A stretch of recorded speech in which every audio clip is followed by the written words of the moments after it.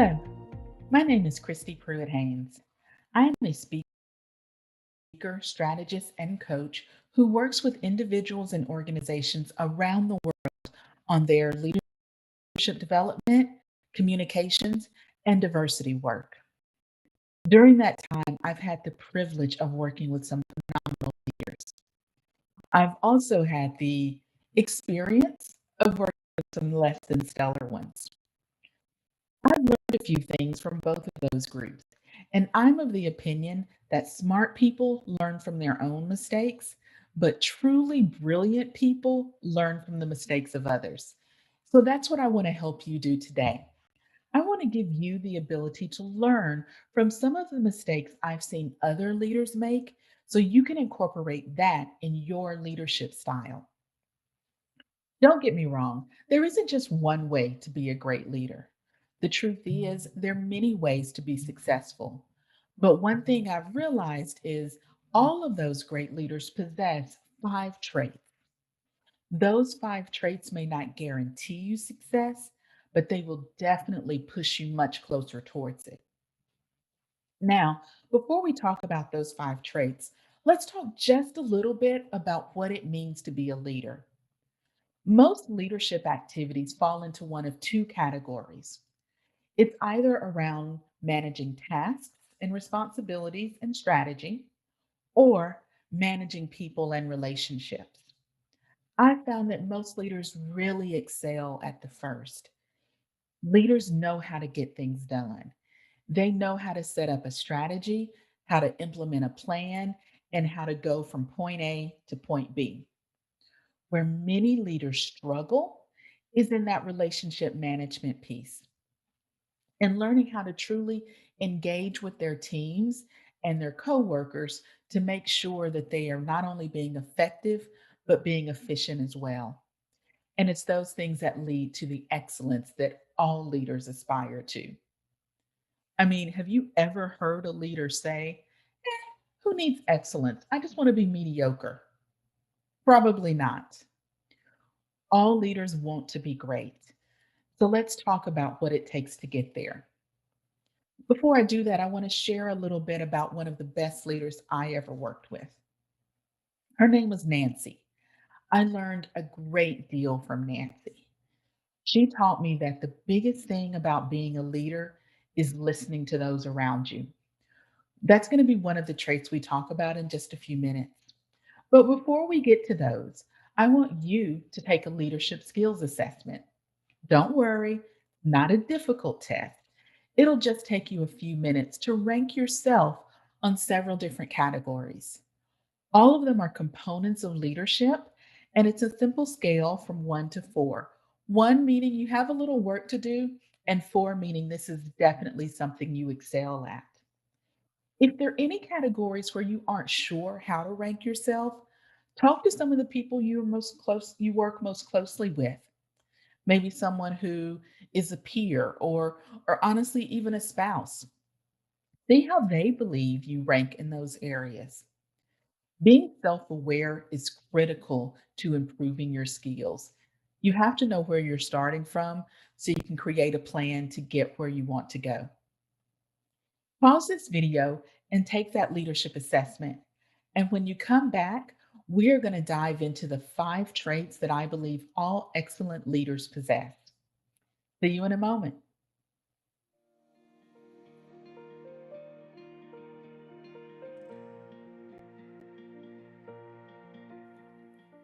Now, that wasn't too bad, was it?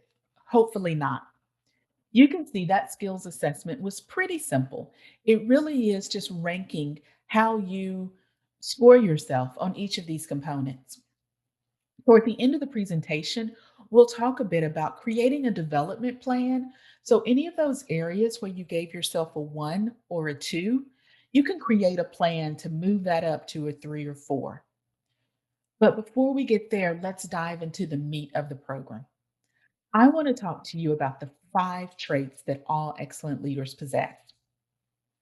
The first trait, and it's first for a reason, it's what I believe is one of the most important.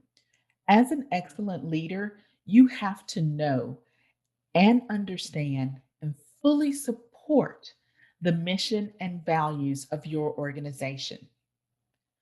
Sounds basic, right? You would be shocked at the number of people who cannot tell you the mission statement of the organization they work for. A lot of people don't even know why that matters. But I have learned from truly excellent leaders that if you don't know where you're going, you'll have no idea how to chart a course to get there.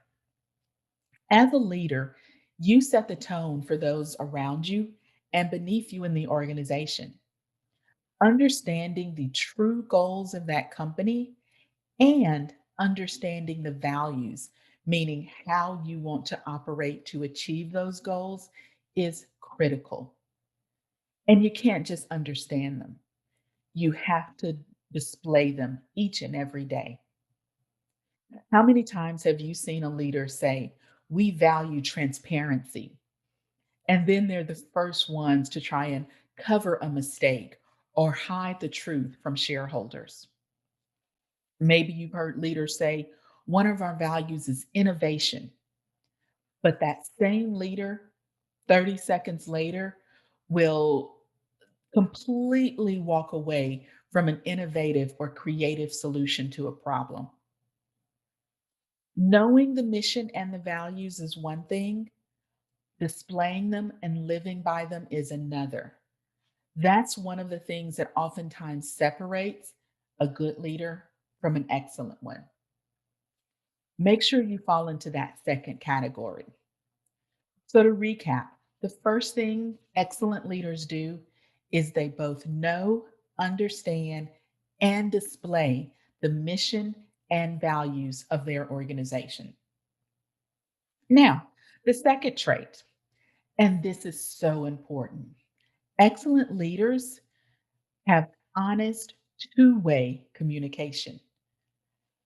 Now, a lot of leaders are phenomenal communicators, whether it's writing an email, creating a report, or giving a speech. They know how to turn it on and to show the best side of themselves in their communication. What some leaders aren't as great at is having that honest dialogue back to them. When it's time for a team member to talk to their leader, are they afraid to tell them the truth? Do they already know that leader doesn't want to hear what's going wrong? They just want to hear everything's perfect. That's the difference in a good leader versus an excellent one. An excellent one wants that two-way communication. They want to be aware of what's going on around them. They want the truth because they know when they have the truth, they can then create a plan to do something about it. Being a great communicator is really, really essential. Having a great two-way communication highway is what creates excellence in leaders. The third trait of truly excellent leaders is embracing diversity. Now, that's not something a lot of people instantly think about when they think of excellent leadership.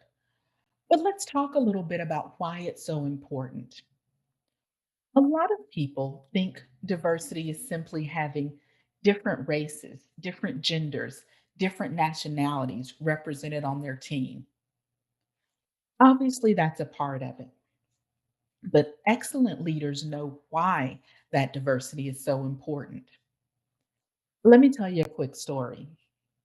Imagine you're trying to solve a problem and you have two people you can go to. The first one you went to college with, you grew up with, you all have dinner together every weekend. Your kids are best friends, your spouses are best friends, you vacation together, you truly live life as a unit. You know this person has your back. You know they will support you and they will do all they can to make sure you're in a great position. The second person that you can go to help you solve this problem is someone who's your complete opposite. They don't think the way you think. They didn't go to college where you went to college. They don't live in the neighborhood you live in or vacation in the places you vacation. Their life is as different from yours as night and day. Now, who would an excellent leader go to for the solution to this issue? The default of so many is to go to that best friend, to go to the person who has traditionally supported you. What's the problem with doing that? The problem is because your lives are so similar, if you don't have the answer, how likely is it that they will have the answer? Not very. But if you go to your opposite, if you go to the other person, they will know things you don't know, and they will have solutions that you don't have. That's why excellent leaders embrace that diversity. They know diversity isn't just a great thing to do, it's a business imperative to get to the answers and the solutions that they need. And ultimately, that's their role as a leader. So, again, to recap, the third trait of excellent leaders is embracing diversity. The fourth trait that all excellent leaders I've worked with possess is they develop others. How many times have you seen a leader sort of step back from the idea of sharing their knowledge with other people? I mean, if you teach everything you know to someone else, couldn't they take your job the next day? A lot of leaders are hesitant to share the wealth, so to speak, to share their knowledge, to share their expertise. A lot of leaders are afraid of the very idea of developing someone who can replace them. But excellent leaders, they're the exact opposite. They embrace it because they know if there's somebody who's strong underneath them, that person's going to push them even higher. When you have a team who is performing well and able to pick up any project and run with it, even if you aren't there to give them direction, that frees you up to focus on larger issues, on new problems, on the strategy that the organization needs. Excellent leaders know that developing the talent beneath them isn't a threat, it's an opportunity to do even more. That's why the fourth trait of excellent leaders is developing others. Finally, the fifth trait that we see in excellent leaders is they allow mistakes. Now, I know that seems a little counterintuitive when you think about excellence. Excellence and mistakes don't always go hand in hand. But here's why excellent leaders are okay with their team members making mistakes. They realize that those mistakes are learning moments. They also realize the very reality that we all make mistakes. And if your team member is focused on covering up their mistake, then they can't focus on fixing it or learning from it. Excellent leaders see those as opportunities. You know the Post it note? We all love them. I've got a stack of them literally sitting right here. I use them every day. The Post it note was a mistake. This company was trying to develop glue, of all things, and it didn't stick. So out of that came what turned into a multi-billion-dollar opportunity. Had that leader said, "This is a mistake, I'm done with you," the Post-it note would have never been invented. That's why the fifth trait of excellent leaders is they allow mistakes. So let's recap. Truly excellent leaders first know, understand, and display the mission and value of their organization. They embrace honest two-way communication. Excellent leaders love diversity. They know it's a business imperative. Excellent leaders also spend a great deal of time developing others. And finally, truly excellent leaders allow mistakes. Now, how do you rank? Go back at your leadership skills profile and look at some of those areas where you gave yourself a 1 or a 2. Keeping these 5 traits in mind, what are some activities that you can do to elevate those scores? You'll see that you have a professional development profile available to you. Use that to come up with ideas on ways to develop the skills that you want so you can go from being good to great and from great to excellent. When you create your development template, think about what are some of the day to day opportunities that I have to improve my skills. We all have them. It's just a matter of identifying them and being very intentional about using them to improve our skills. I'm confident that each of you either are or can be an excellent leader. Hopefully, these 5 traits will help you get there a little sooner. You have an ebook there that goes into a bit more detail and can serve as a wonderful reminder of the 5 traits that excellent leaders have. Thank you so much for spending some time with me today. I hope you've enjoyed this. I hope you've learned a little bit, and I hope it's put you